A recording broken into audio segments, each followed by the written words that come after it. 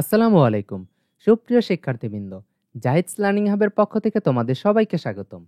আজকের এই ভিডিও ক্লাসটিতে আমরা জাতীয় শিক্ষাক্রম ২০১২ এর ভিত্তিতে ২০২৫ শিক্ষাবর্ষের জন্য সাধারণ শিক্ষাধারার ষষ্ঠ থেকে অষ্টম শ্রেণীর বিষয় কাঠামো, নম্বর ও সময় বন্টন এবং মূল্যায়ন পদ্ধতি নিয়ে আলোচনা করব।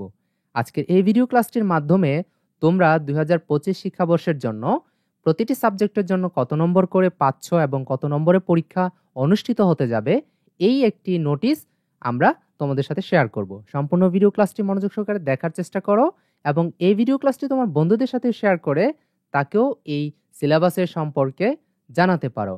নবম ও দশম শ্রেণীর শিক্ষার্থীদের জন্য পরবর্তীতে আমরা ভিডিও ক্লাস আপলোড করছি এবং সেখানে ২০২৫ শিক্ষাবর্ষের জন্য যারা দশম শ্রেণীতে থাকবে অথবা উত্তীর্ণ হয়েছে নবম থেকে দশমে তাদের জন্য একটি সংক্ষিপ্ত সিলেবাস বোর্ড প্রকাশ করেছে। সেটি আমরা এই ভিডিও ক্লাসের পরে তোমাদের সাথে নতুন ভিডিওতে আলোচনা করে দেব।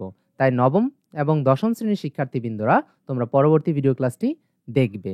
প্রথমে রয়েছে তোমাদের বাংলা প্রথম পত্র, এখানে ১০০ নম্বর, বাংলা দ্বিতীয় পত্রের জন্য ৫০ নম্বর, ইংরাজি প্রথম পত্রের জন্য ১০০ নম্বর, ইংরাজি দ্বিতীয় পত্রের জন্য ৫০ নম্বর, গণিত, বিজ্ঞান, বাংলাদেশ ও বিশ্ব পরিচয় প্রতিটি সাবজেক্টের জন্য ১০০ নম্বর করে, তথ্য ও যোগাযোগ প্রযুক্তির জন্য ৫০ নম্বর, ইসলাম শিক্ষা, হিন্দু ধর্ম, খ্রিস্ট ধর্ম অথবা বৌদ্ধ ধর্ম যে কোনো একটি বিষয়, এখানে তোমাদের যে যে ধর্মের রয়েছে সেই সকল শিক্ষার্থীদের জন্য একটি বিষয় তথা ১০০ নম্বর থাকবে।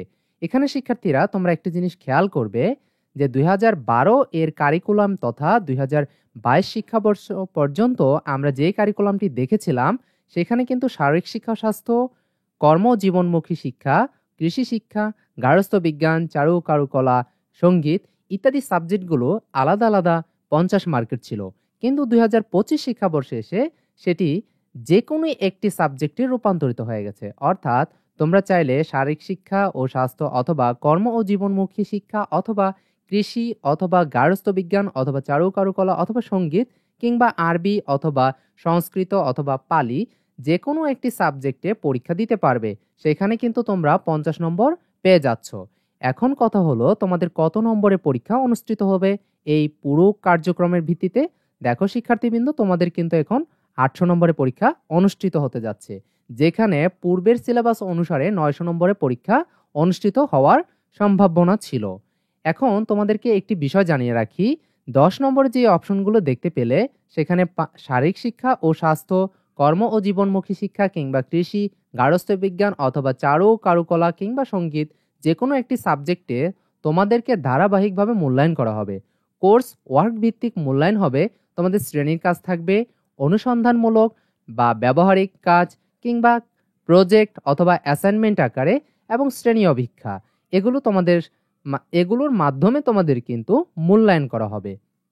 শিক্ষার্থীবৃন্দ, এখানে একটি জিনিস খেয়াল করবে, এক শিফট স্কুলের ক্ষেত্রে রবিবার থেকে বৃহস্পতিবার প্রতিদিন ৬টি পিরিয়ড, সপ্তাহে ৩০টি পিরিয়ড অনুষ্ঠিত হবে। অর্থাৎ যে একটি গুঞ্জন ছড়িয়ে পড়েছিল যেটি হচ্ছে শনিবার দিন স্কুল খোলা থাকার বিষয়টি, তো আমরা এই নোটিশ থেকে পরিপ্রেক্ষিতে বলতে পারি রবিবার থেকে বৃহস্পতিবার পর্যন্ত তোমাদের মোট ৬টি পিরিয়ডে টোটাল সপ্তাহে ৩০টি পিরিয়ড অনুষ্ঠিত হবে। প্রতিটি প্রথম ক্লাসে হবে ৬০ মিনিট এবং পরবর্তী পিরিয়ড সমূহ ৫০ মিনিট করে ক্লাস হবে। আর দৈনিক প্রারম্ভিক সমাবেশের মেয়াদ হবে ১৫ মিনিট।